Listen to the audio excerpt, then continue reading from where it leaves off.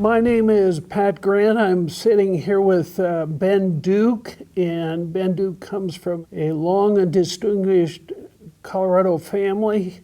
And at some point, Ben, a member of your family, was involved with agriculture in the Livestock Exchange Building, as I recall. That's correct. Thank you, Pat. That was Ben Duke Sr., my grandfather.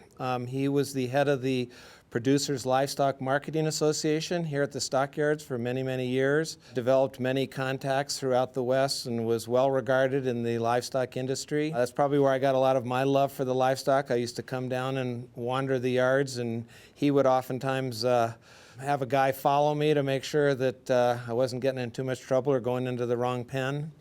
But an interesting little tidbit about my grandfather is one of his clients that he worked for was a guy named Andy Anderson in Encampment, Wyoming, who owned the A-Bar-A Ranch with Aberdeen Angus. And anyway, later Charlie Gates bought that ranch in the early 1960s, and my father, who worked for the Gates Corporation for 47 years, managed that ranch. And my kids now work at the A-Bar-A full-time, and so they're now the fourth generation working for A-Bar-A Ranch, which has a pretty strong tie to the stock show. You bet it does. A very outstanding connection. Ben, we're here to talk about the youth and Catch-A-Calf program in particular here at Stock Show. The Catch-A-Calf program was begun, I believe, in the late 1930s as a way to introduce and bring along and nurture the young. Why don't you tell me about where and how you got involved and why is it important to you? Well, it's very important to me on a variety of levels. I don't think there's any single program at the stock show, and the stock show has many great programs that epitomize the mission and the nature of what the stock show is all about better than the Catch-A-Calf program. I got involved in the 1990s when you asked me to serve on the committee, and I've happily done so ever since. The reason it's such a strong program is that it brings a whole aspect for the youth in our programs here at the stock show. It's very heavily affiliated with the 4-H program in the state. I'm a 30-year 4-H volunteer myself.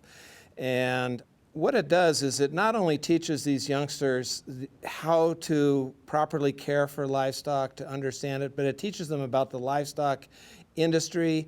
This program is not just about showing an animal, it's about the economics behind taking care of an animal. They have to keep very careful record books, which is something they probably all hate, but at the end of the day end up loving because it teaches them so much. Right. But maybe the most important thing is what I've seen over the course of the years of working with this Catch-A-Calf program is the leadership skills it brings with these kids. And whether these kids end up continuing on in the livestock industry or the ranching industry is really immaterial. What we're doing is we're helping develop great leaders for tomorrow. So tell me, how does the creation of certain values come to the fore, and why is that an important part of educational aspect of Catch-A-Calf? Well, part of it is we have terrific sponsors who help support each kid with the purchase of the calves that they get. And then the kids have to take care of those animals, and they're learning not only basic animal husbandry and responsibility, but a great deal about empathy. But they're also, there's kind of a hard edge to the Catch-A-Calf because at the end, these animals are market animals, and they go on and into the food chain. And these are good lessons for these youngsters to learn. But along the process, they understand that in order to create a quality food product, it has to be built on a great amount of empathy as well as responsibility. And boy, that's what this program does to the nth degree. So talk a little bit about the notion of responsibility and being accountable, not only perhaps to the program and to the leaders of the program, but frankly to the animal itself. These kids have a lot of responsibility in this program. Whether the animal thrives or doesn't thrive is completely up to the kids and how they take care of it at home. There's a lot of training that goes involved because they do have to bring it in for the show in January. But at the same time, they're working with it daily at home. They're working on rate of gain to make sure it's gaining weight properly. But coupled with that, in addition to keeping detailed record books about absolutely everything they do, they have a very, very big responsibility, and one that I think they frankly enjoy, with their sponsors. And they have to write letters at least once a month to their sponsors, let them know what they're doing, how their animal's doing, what they're doing outside of 4-H and outside of the Catch a Calf program. And the great news is that our great sponsors, most of them write back. And if they don't write back, they get in the car and they go out and visit these kids. And what it does is it builds up in these kids the sense that we're a team. We're always a team. And their immediate team is the team with the wonderful superintendents and staff we have here at the Stock Show to keep the program going, but also with their sponsors. And they understand that there's multiple facets to all of those levels of communication and responsibility. Tell us a little bit about the formation of the Catch Calf Committee, and what is the role of that committee as it relates to this program? Catch Calf Committee is made up of a group of people who are interested in the program. They're interested in the Stock Show. Some of them went through the program themselves a number of years ago. And our job is, we have several jobs that we do, and one is to provide some stewardship for our sponsors, and we're in constant communication with our sponsors. We're making sure the sponsors feel that they understand what the program's all about, what's happening with their kids, because sometimes things do happen with calves and maybe a calf dies or something like that, and the sponsors have to be part of that process. But the other big thing that we do is we work with the National Western staff and with the superintendents to help provide the leadership for the program from year to year. And we volunteer. We're one of the few committees at the Stock Show that actively volunteer during the program. We are on the ground. We're working with the kids. We're in the show ring. We're helping with the interview judging. We're grading record books. This is a very, very active committee. In fact, one of my jobs every year is to get people signed up for the various jobs. And the committee ends up fighting with me because there's only so many slots in different areas. And I have to kind of remember from year to year who did what the year before so that I don't get any really angry committee members. So you talked about sponsors and your development of relationship with sponsors and how you observe the sponsors in the interaction. Tell us about those relationships. Those relationships are key because the kids learn a lot from their sponsors, because the sponsors are everything from the Colorado Elks Association to people from Gerald Phipps Construction, to the Betcher Foundation, from the Denver Ag and Livestock Club, Sue Anschutz Rogers and the Anschutz Family Foundation. I mean, it goes on and on and on. And they're from all over. And it's a wonderful opportunity for these kids to see the breadth of people who support the livestock industry and the Stock Show in particular, but maybe most important in youth development. And that's, of course, what Catch a Calf is all about. So we work really hard with these sponsors. I've tried to, over the years, make sure that they feel comfortable coming to the show, interacting with their kids. But as important, interacting with the kids outside of the actual Stock Show during the rest of the year when the kids get these calves in May. We try to make sure the sponsors are here so they can meet the youngster that they're sponsoring, and then follow them throughout the year and oftentimes visit them. And what it does is it's a two-way street. It's not only great for the kids, but these sponsors love the relationship they develop with these kids.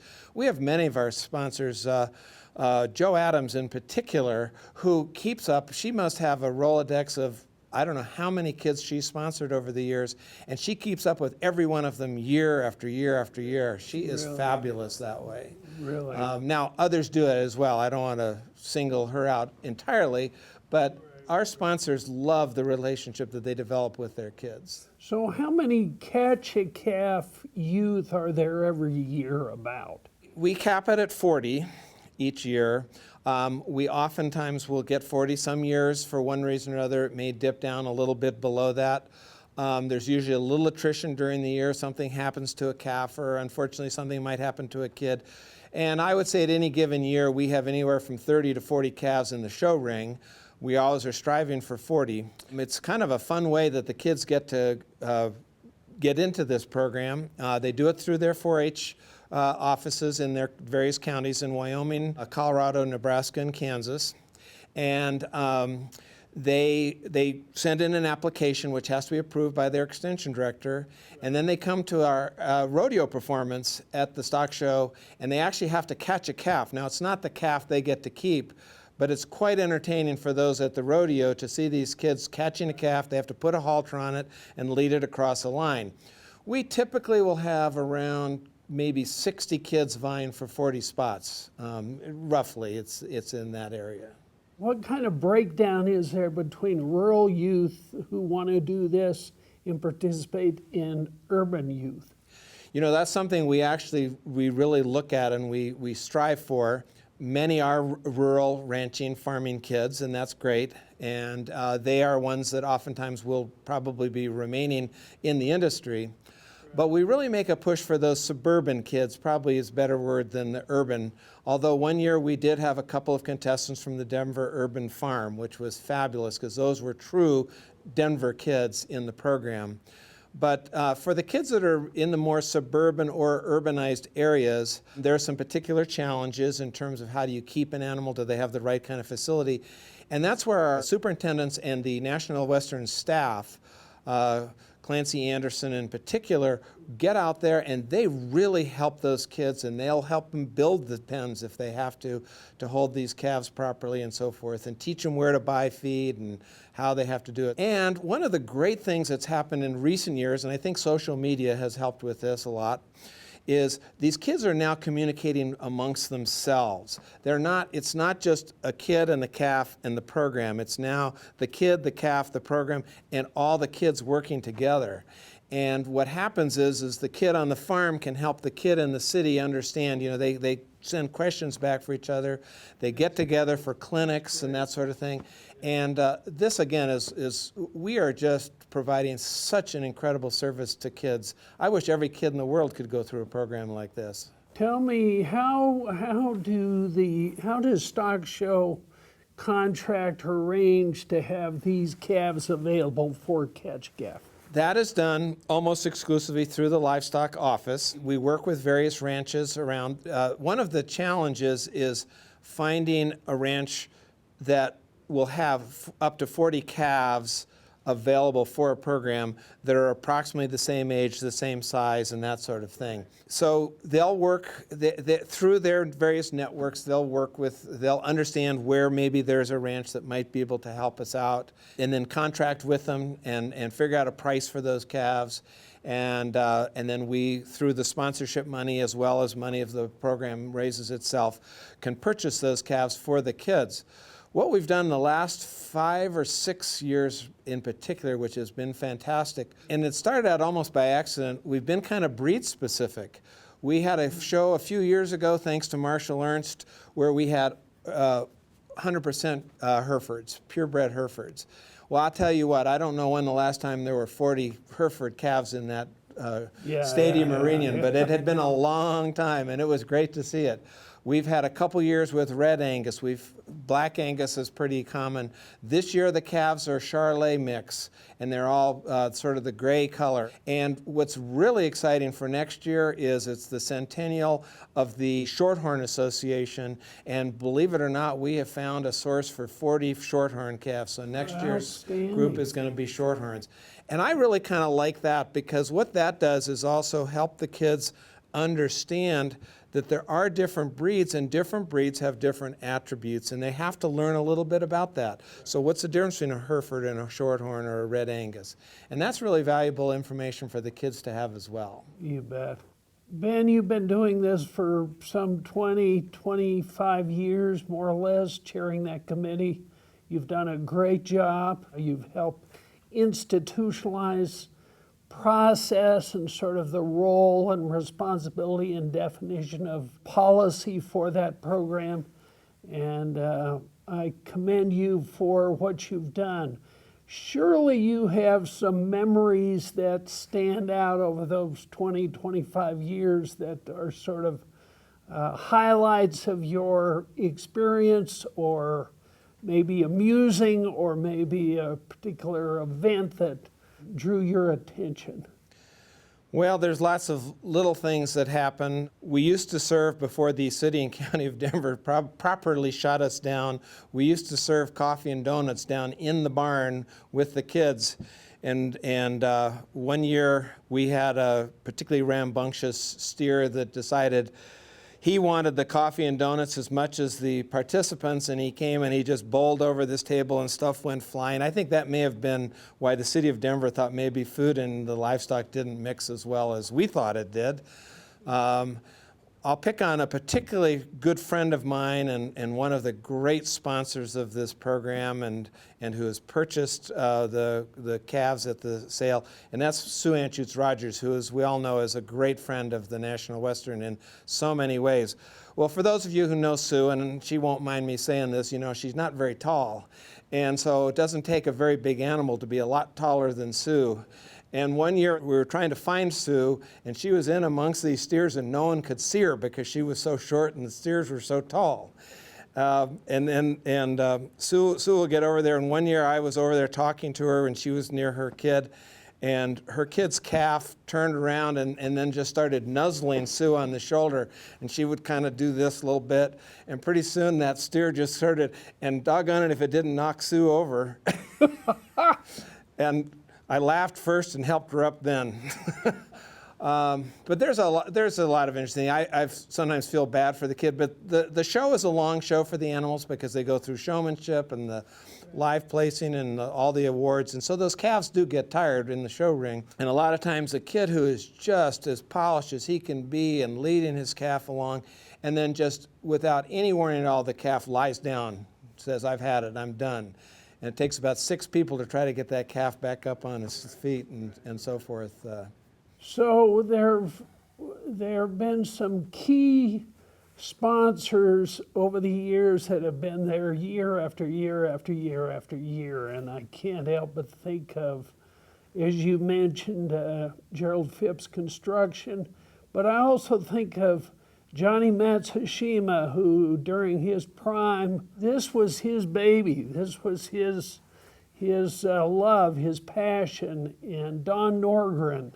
You must have gotten to know those gentlemen. Absolutely, and I'm glad you mentioned those two gentlemen in particular. Don was a great friend of mine, a great supporter. He was on the Catch a Calf committee for many years. I also served on the junior show committee with Don, and he was a longtime sponsor of this program. In fact, the year that we had the 2 kids at the urban farm out near Stapleton, Don and I were the 2 sponsors of those 2 kids, and we would go out there a couple times and have picnics with the kids at the farm, and they would be showing us their animals. It was just great. He was such a gentleman and such a leader in the industry. Dr. Matsushima, there is nobody that knows livestock and livestock nutrition like that man. And talk about short, boy, he makes Sue Anschutz Rogers look tall. But anyway, he has been a loyal supporter. He has put together a couple of books that he's captured all the records of who's participated in the program since the beginning and who their sponsors were and all that sort of thing. Funny story about Dr. Matsushima. One year, and I think he's either celebrating his 100th or his 101st birthday this year. It's amazing, and his daughter has enabled him to still participate. He shows up at every single show, and he is active with his kids. But anyway, one year he was sponsoring a young man, and the young man was not feeding his animal properly or as well as he might have, and so the good doctor, needless to say, gave him some advice, and the calf immediately started to improve and put on weight better. And when it came down for the show, the young man who was being sponsored by Dr. Matsushima made a comment to one of the committee members and saying, you know, the committee member first said, "Your calf looks awfully good." And the young man said, "Well, I had this sponsor, and he seemed to know something about feeding cattle. I'm not sure why he knew so much, but whatever he said, it worked." And everybody who heard that comment knew that if there was anybody who should be coaching every single kid on how to feed a calf or a steer, it was Dr. Matsushima. We have had few champions for this program greater than he has been. I would agree. Johnny Matsushima, is a legend, as have been those other individuals you mentioned. Ben, I think we've covered a lot. Are there any other things you'd like to bring up about this program, or your thoughts or observations about the Ketchikan? No, we've in a short time covered quite a lot, Pat, and I appreciate the opportunity. I will say, as long as the stock show lets me stay involved with this program, I will. I am passionate about it. I am passionate about youth development relating to agriculture. I think, as I mentioned, I'm a 30-plus year 4-H leader in Colorado. I'm on the Colorado State Fair Foundation Board, and I'm currently the president of the United States Pony Clubs, which is not widely known in the world of the stock show, but it's all about the youth and about youth development. I have no passion greater than bringing together animals, agriculture, and youth because of the leadership skills that it develops in those kids. So as long as the stock show will let me hang around, I'll be here. I think that's going to be for many more years, Ben Duke, and I'll tip my hat to you. Well, thank Well you. And done. thank you for all you do for the stock show as well, Pat. My pleasure.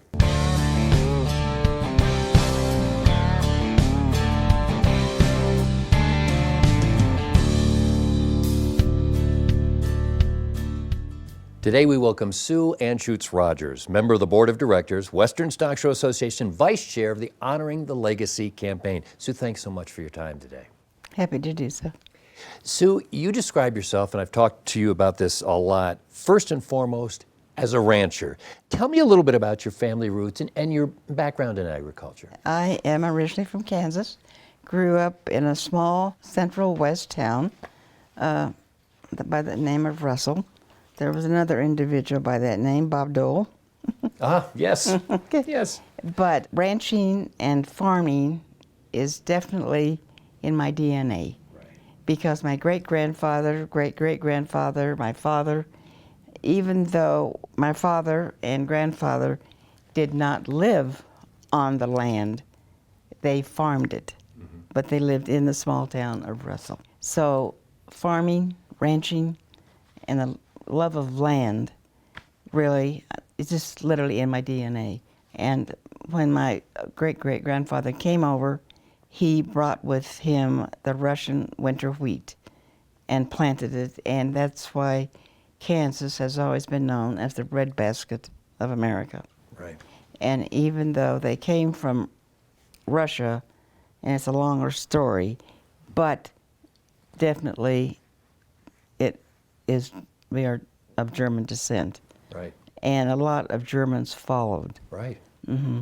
And actually, I think when I was probably still in the hospital, they made sure that I knew I had no Russian blood. But literally, from the time you left the hospital, this was part of the fabric of your family, and as you say, in your DNA. So from as long as you can remember, boy, ranching was the thing. Mm-hmm.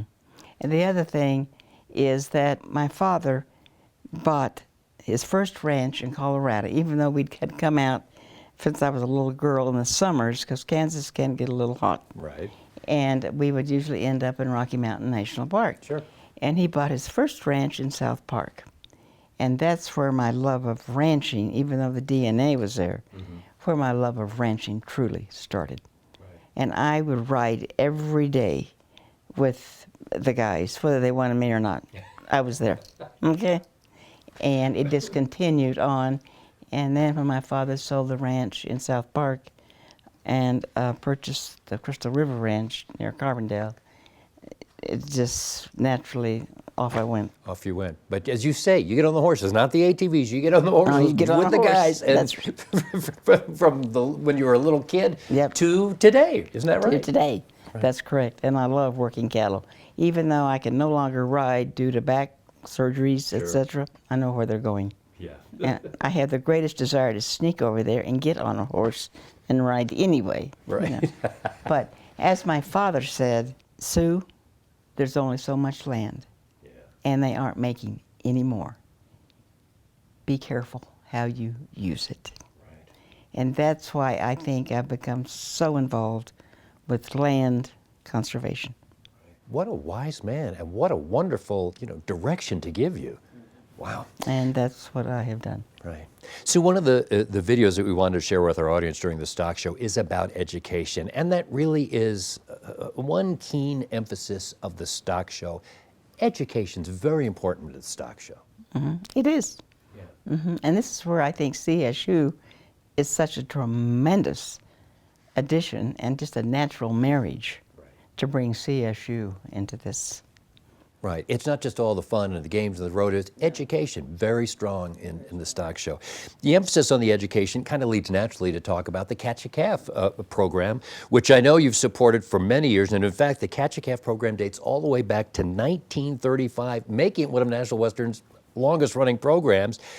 Now, for those who might not know, the program's designed for each participant to catch a calf during the show, care for it, and return 1 year later with the animal as a market steer. Now, when and why did you start getting involved with the program and sponsoring the kids? I know, it just appealed to me. It just seemed like a natural thing for me to do. And the kids, it's such a great program. Right. And the more I learned about it and the more involved I got with it, it's basically part of 4-H, which is probably one of the best youth programs there is. Absolutely.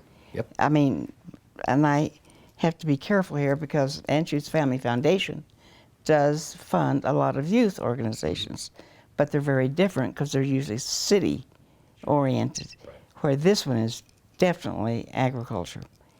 And these kids learn so much, record keeping and getting the right amount of food and weight.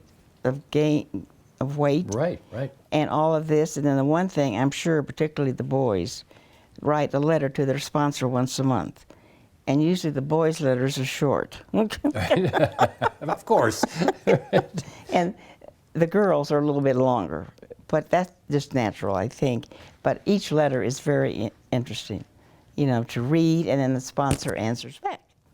And unfortunately, I have not been able, partly because of my not being allowed to drive on the interstates anymore, I cannot go see them as much as I'd like. And now, apparently, this whole thing is going to be done virtually.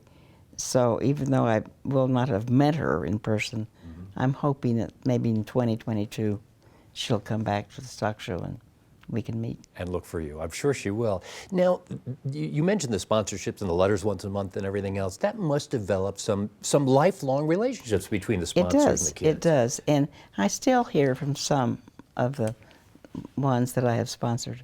Right. It teaches these kids a great deal of serious responsibility and discipline, doesn't it? Absolutely. And those that I've talked to, they are serious, and they really turn out to be remarkable young people. They do. They do. It is a great program. And I have always thought if there's some way that you could put this in the cities, we wouldn't have gangs and all of this. But I doubt seriously if I would bring a cow and put it in my backyard if my neighbor would like it. That's right.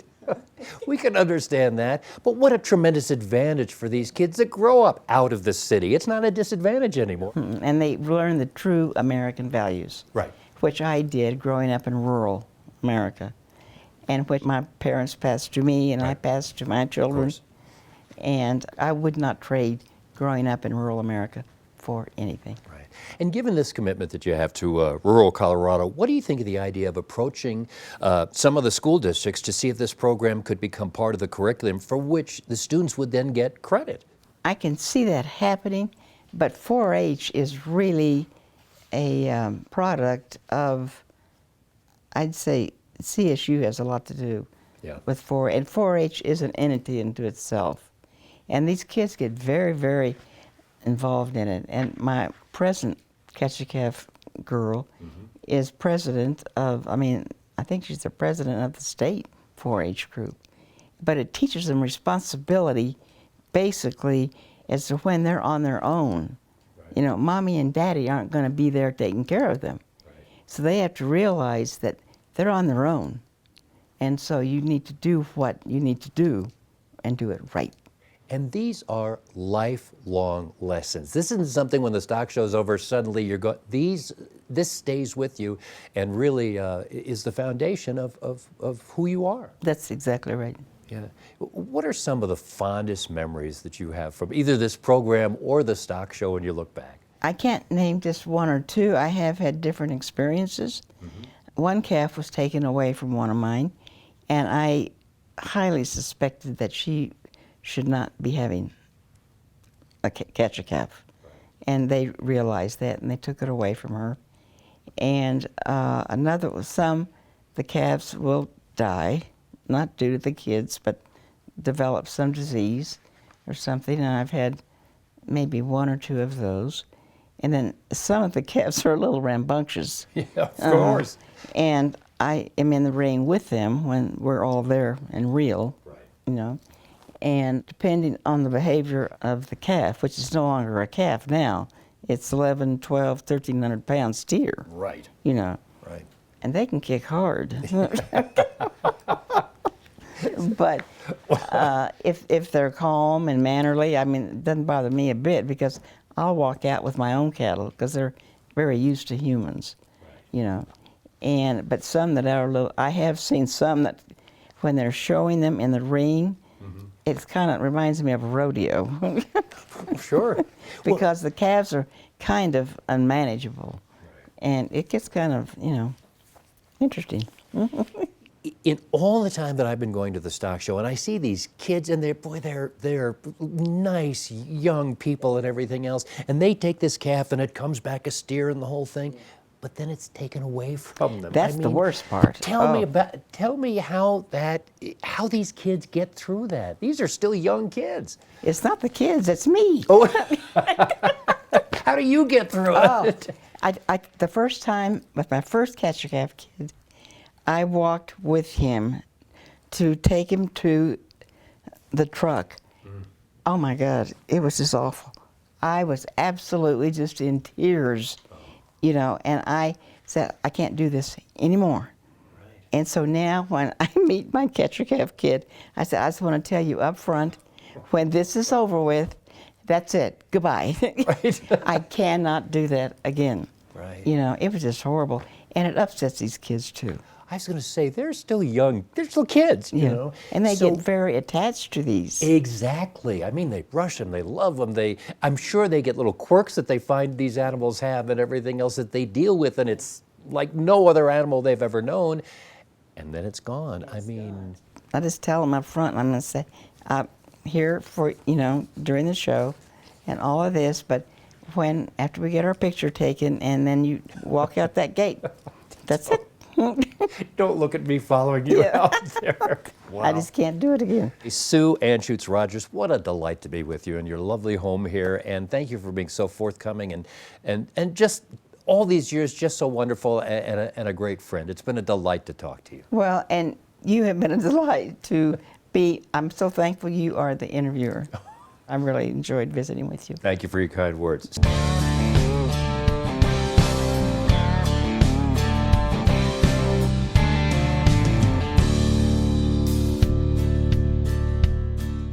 We are really pleased, and I'm delighted to sit here and have a little conversation with my friend Steve Bangert.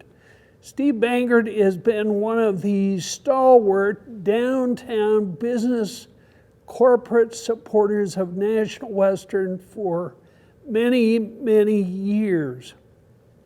He has come on board Stock Show. He has been a member of the National Western Capital Campaign Committee. He has been chairman of the National Western Trust, Scholarship Trust, and is current chairman of the National Western Denver Scholarship Trust. So I'm delighted you're here, Steve, and thanks so much for coming down to Denver from your lovely ranch up in South Central Wyoming. Tell me a little bit about that ranch. Well, you know, Pat, it's my pride and joy. I've owned the ranch now for 25 years. I feel real fortunate to have that ranch. It's a registered historic ranch because its claim to fame, it has several things that have happened over the years, but the most notable one is the author Mary O'Hara, who wrote My Friend Flicka, lived there. And she wrote a trilogy, My Friend Flicka, Green Grass, Wyoming, and Thunderhead. The setting for all those 3 books are on the ranch, and so if you know where the boy is and the horse, you know the ranch. I mean, it's a lot of fun in that. And after that, it became a dude ranch for 25 years and had all the acts from Frontier Days always stayed out there. And I still have people show up and will say that, well, we got engaged at your bar. Do you mind if we come in and take a picture? And it's a lot of fun. And we find people from out of the country down at the front gate sometimes that know about the ranch. And I'm amazed at how much the West means to the Europeans, and that we have Germans and Swedes and so forth show up every year at the front gate and don't tell us they're coming, but they'd like to see the ranch and that. And I love having the history. I'm a history buff to begin with, and so somebody told me about this ranch between Cheyenne and Laramie off of I-80, and I said, well, I was kind of thinking about something in Colorado, but I've been looking for a number of years, couldn't find anything. And they kept showing me ranches, but I'd see 400 acres on a mountain. I'd say, that's not really a ranch. And so I was going up to Ocala, and I said, on my way back, I will drive past a ranch. And when I went through that front gate, I thought, I'm going to buy this ranch. I knew it. Yeah, I knew I was in love with that ranch. I feel real fortunate to have it. So how did you become involved at National Western early on? My career's always been in banking and that, and I started off in Denver, went to Chicago in the late 80s, came back in the early 90s to form a bank here that became CoBiz Financial over the last 25 years. And 25 years ago, I was still a young guy in those days, Pat, and I thought, I need to get involved in the community. And all the bankers do, right? But I really wanted to get involved in something that mattered to me. I grew up in western Nebraska on a farm. I spent a lot of time on a tractor.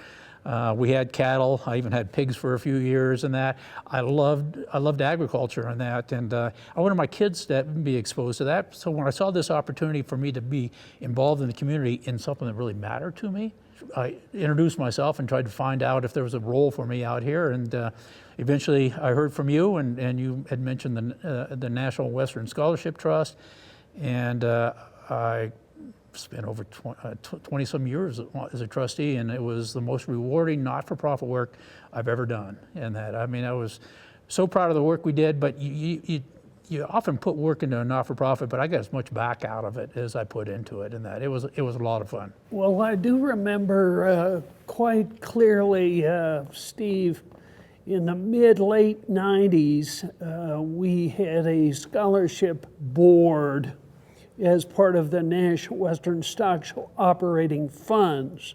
And we had several board members, and they were very good. Several had banking experience or financial background that was of great help. But these gentlemen were getting older, and it was quite clear to me at the time that we need to bring along some younger guys, younger high-quality people, and you were one of those young people.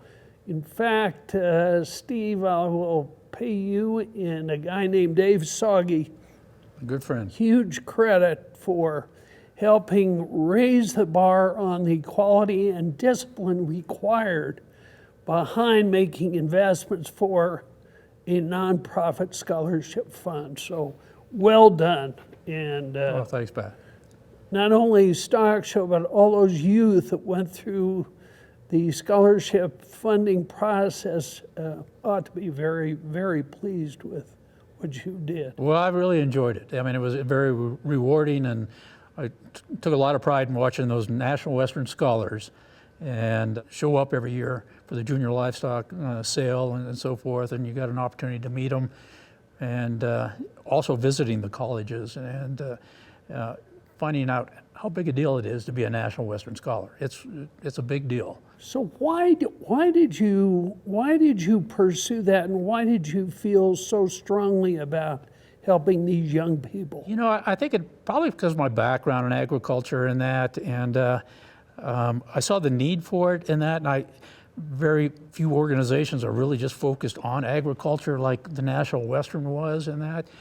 And these kids, for the most part, came out of similar backgrounds to me. I grew up in a town of 1,500. I graduated with 32 kids.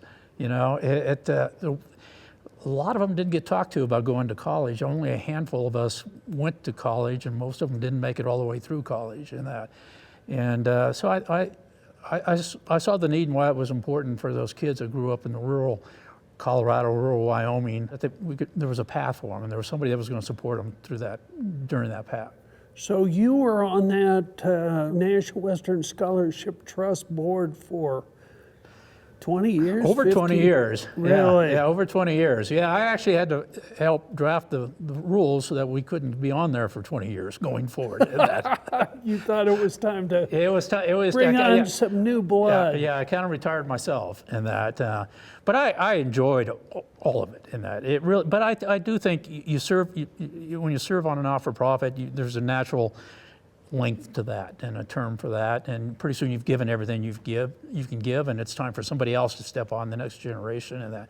And we handed off. We've got a great group now, trustees there. You bet. So around that time, we were very much wanting to help Denver students receive the benefit of scholarship support. And so several of us, including you, got together and we formed the National Western Denver Scholarship Fund. So tell me about the early formation of that and how that came to pass and your early years of leadership of that. Yeah, well, you know, I think I'd only been off the scholarship trust for about 6 months, Pat. Thought I had retired to Wyoming and that when you called me up and wanted to talk to me about something. And, you know, I wasn't anxious to jump into anything again right away in that. But when you told me what you were thinking about and trying to give back to the city and county of Denver for their support of what's happening out here at the National Western, which is phenomenal. I mean, this is going to be an amazing educational opportunity going forward. And how you wanted to do something for kids, the youth in the city and county of Denver.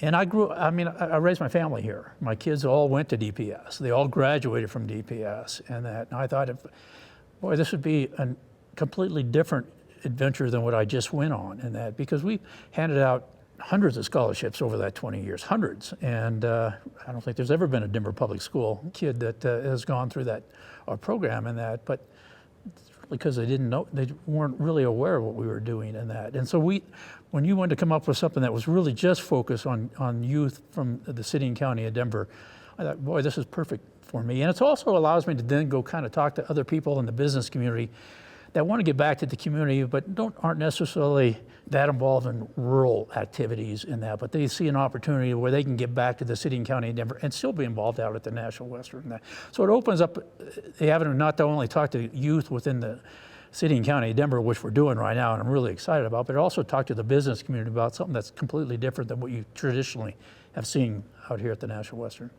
What you've done, Steve, is summarized really in my mind, the two reasons for forming the National Western Denver Scholarship Trust, and that is, number one, really to try and give an opportunity to some of these younger minority kids or children or youth who graduate from schools in Denver an opportunity to advance themselves, advance their career. You've spoken a little bit about the rural youth going through the Scholarship Trust, but in a lot of ways, this is complementary to it, isn't it? Oh, very much so. You know, Pat, it's been so rewarding as we've reached out to the schools here. And DPS has been a great partner, and I'm so excited about what we've got in front of us with DPS and that. But we're not just DPS. I mean, we're open to both public and private schools, as long as they're in the Denver Denver City and County.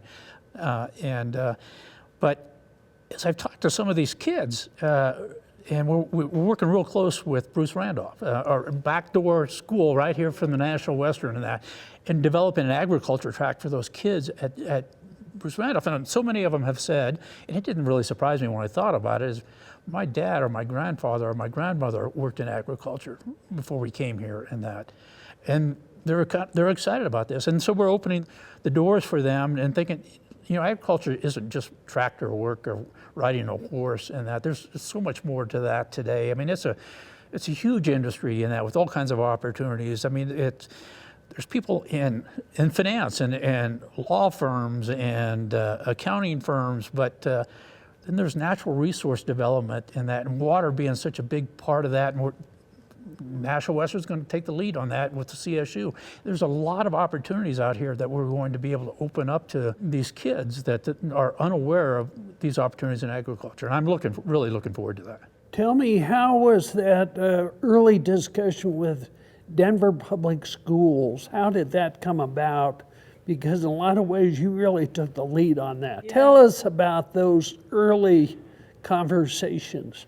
Well, Pat, so we're in our second year of this, and our first year we had 4 National Western Dimmer Scholars.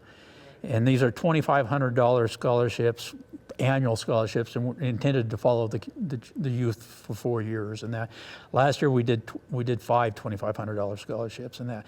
But that first year was particularly tough because you think they're going to line up for these scholarships, but they don't understand the scholarship, and they don't understand the opportunities in agriculture and that, because we really want to support agriculture at the end of the day and that, but we want to open up those opportunities for these kids. And so I realized that we had an issue. We can't just announce that we have 4 scholarships and they'd come running applying for scholarships. We need to get involved with DPS and that, and I didn't really know what that meant. But once we started asking questions and got introduced, then they just opened the doors for us. And so many people are at the table with us as we develop this track out of the National Western, and they're developing an agriculture track today within DPS. And that, I mean, it's been very, very exciting. They've been great sponsors to work with in that. But I think early on there needed to be an education process for us to introduce the youth within DPS to agriculture and to the National Western. We're still in the early parts of that, but I'm really excited about it. And our activities out at Bruce Randolph are really exciting. They've got a lot of kids that are going to be involved in an agriculture track out there, and the National Western is going to play a big role in that. So did Denver Public School leadership then suggest or direct you and say, you need to contact Bruce Randolph Middle School, which is in our neighborhood? Is that how that came about? Well, they pretty much set all these meetings up for me in that. I started off with a DPS foundation and told them what I was trying to accomplish. And they said, well, this is who you need to talk to. There's a career path within DPS and that. You need to talk to these people that are working on these various career paths for these kids. And so as I did that, then they would start telling me about these other resources that they have within DPS. And I've been overwhelmed and impressed by what DPS is trying to accomplish in that. And it's hard in inner city schools to do this. Throughout the country it is.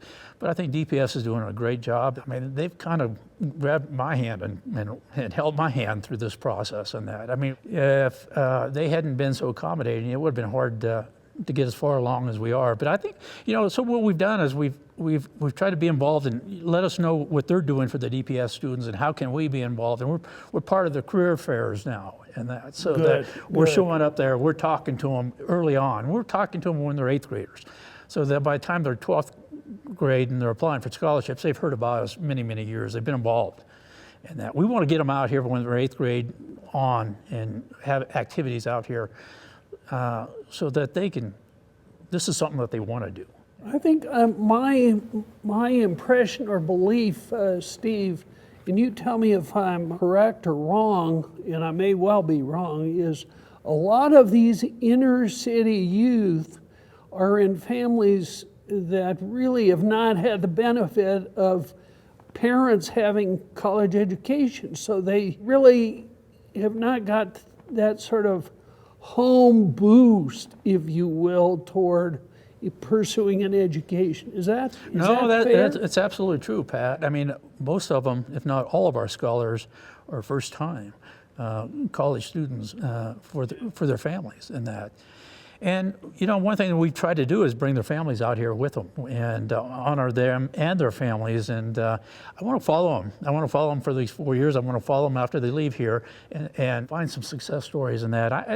It's just very rewarding in that. It really is. I would think one of the great benefits long-term would be just what you just said, Stephen. That is to not only support and help them get through college or university or a technical school or a community college or a junior college, and it could be, tell us a little bit about that, because it's not just a 4-year school at one of 3 or 4 4-year schools. No, that's They've right. got a huge choice. That's So right. We want to tell us about the states and the type schools. Well, I mean, I appreciate you bringing that up, Pat, because that was something that was real important to me if we were going to do this right within DPS, and that we need to be a little bit more flexible on what we're looking at in that. And so we're willing to look, our scholars, we're opening it up to both private and public schools, 4-year colleges, 2-year colleges, and technical schools. Because technical schools are going to play a bigger role in advancing our youth into their careers in that on a going forward basis. So we don't want to close the doors on anything. And then we're looking for those schools to be in either in Colorado, Wyoming, or other neighboring states of Kansas or Nebraska in that. So we've opened it up, and you know, and we have kids really. A lot of them are at Metro State today, downtown, but we have kids at CU, we have a few kids out of state, but it's rewarding to watch, and eventually I think we'll have quite a few kids at technical colleges too. My impression also, Steve, is that the National Western Denver Scholarship Trust or Fund is not really trying to reach out and support the really highest quality, highest achievement, highest grade student. We're really trying to help some of those students that may not have the highest grades, may not have the best background, but at least have some recognized potential. No, that's exactly. Is that correct? That's exactly right, Pat. I mean, there's a lot of scholarship and money available for those kids that are just extremely high performers. They don't necessarily need our help. But for those kids that have a lot of disadvantages but are working hard, and many of them are working jobs on the side and so forth, and they're good students, but it's hard. They're just not getting the scholarship offers and the opportunities. We want to fill that gap. Those are the kids that we're looking for. Exactly right. We've talked about the students, and we've talked about the kind of students we're wanting. We've talked about the very close and absolutely critical relationship with Denver Public Schools, for which you really deserve huge plaudit and credit for helping structure that in its very early stages. Tell us a little bit about the panoply or range of choice of these type schools in what state? The Wyoming, Nebraska, Kansas, and Colorado. And you should look at those opportunities in that it doesn't necessarily need to be an ag school. We would like for you to be on a path that's going to lead to agriculture, but that doesn't mean that you're going right into an ag school. In that you can practice all types of opportunities in non-traditional ag-related degrees in that, and we're open to that. And that, so we're working with DPS and asking them kind of what are the kids looking at doing in that, and how can we be more flexible for that? Because there's all kinds of opportunities out there for them at various schools in these states and that. And you know, as I said, it's private or public schools, 4-year colleges, 2-year colleges, and technical schools. And we're trying to be as flexible as we can to make it easier for these kids to be National Western Denver Scholars. So you've been very connected, as have I, and has the board National Western, with the downtown city administration, and it goes back decades. I know you've been involved, you've been supportive and helpful. We out here at Stock Show try to be supportive and collaborative and positive. But one of the other really important reasons for establishing this, but I really like you to speak to it, was really to give recognition and gratitude to the taxpayers in the city and county of Denver for so wholeheartedly agreeing to help fund a rebuilt, revisioned, reconstructed National Western Complex. Tell us a little bit about the dynamic of working with the city and your vision and how that vision we see going forward for the National Western. Pat, I tell you, I was just so surprised and so pleased with the reception that the city council, the mayor's office, and really the voters showed for the National Western in that. This is a tremendous asset for the city in that. And what they're allowing this to become is a year-round major draw for the city and county of Denver that it hasn't been able to do with the structures and the facilities that we've had in the past and that. But I really appreciate them recognizing that and willing to step up and make the type of investment that they're going to make. And they won't be disappointed.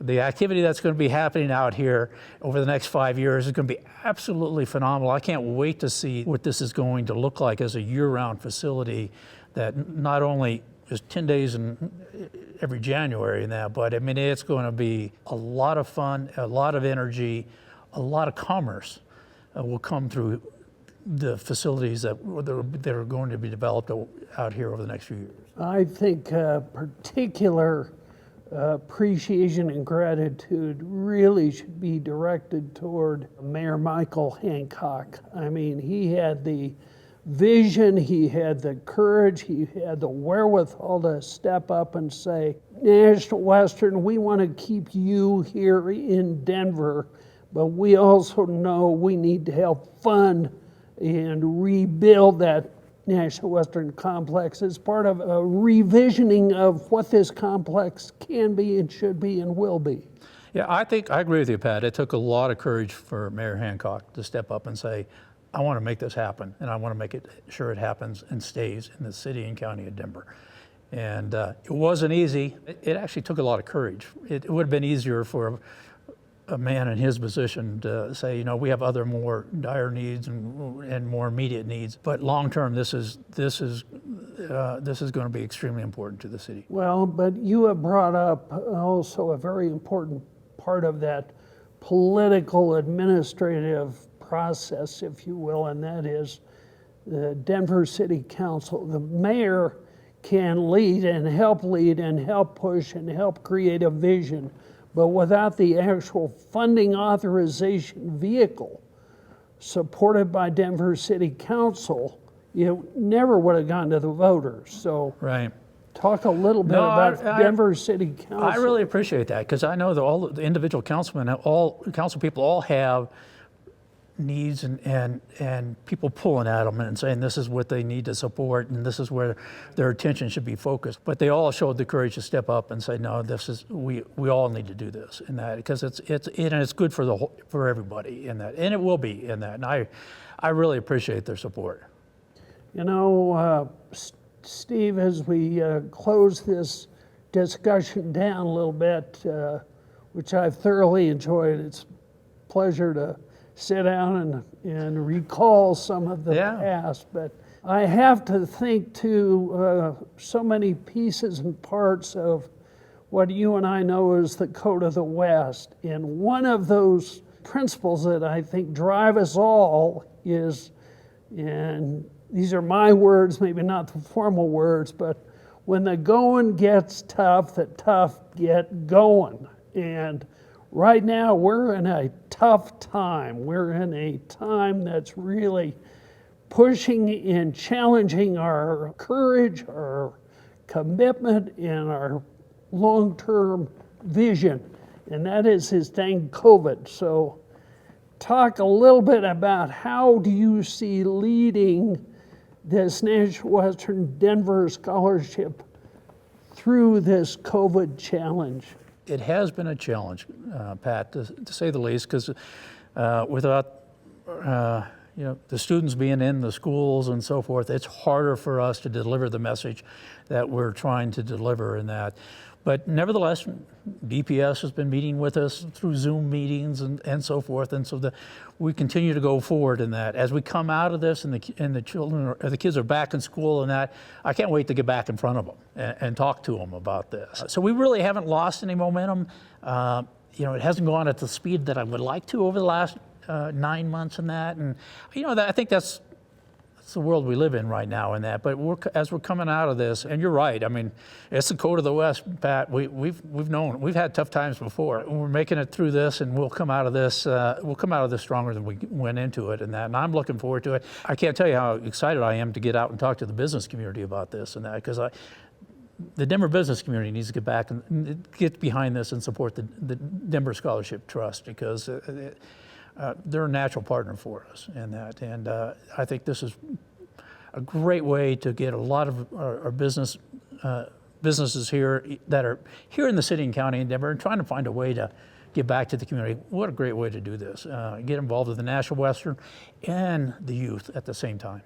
Steve Bangert, it's been a real pleasure. You're doing a great job. You're a treasured supporter, and we really appreciate that. Well done, my friend. Thanks, Pat. you. Appreciate it.